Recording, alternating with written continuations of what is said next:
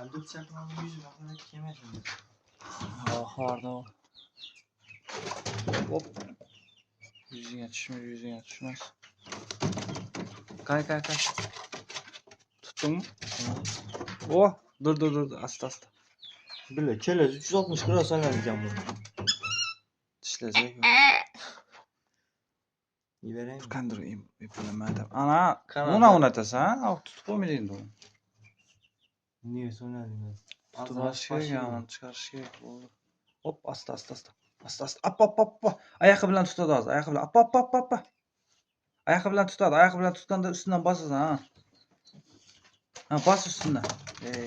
Yüzüne düşmesin ya bu. Davay ha. Üstüne Kolum- taşım gerek tamam mı? Kolum koyup duran. İki kadar tutmam lazım.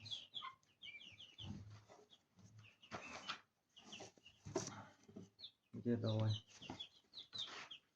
Asta ha. Muşak sıvap bey bana. Bas. Böyle sayfam.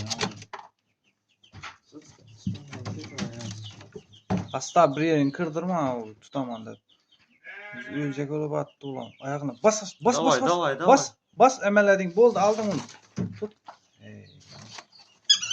Dur indi dur. Vay böyle. Yok. Dur. Arttırma yok. Tutuldun mu? Boldu tuttum. Gene battı bu koluma. Teyzeni alamadım. Kısa battı kolumu. Vay böyle. Davay yere taşımız. Yere taşama. İş yaptın mı? O iyi verdi. Verdi mi? Uçurduk mu? Uçamak Yok pes de koyalı aslan yerde koyalı Davay ver. Kay. Vaa! Uçuyor muydu okşudu hali? Ve uçtu lakin. Callan iki demek ya biz. Canlanara.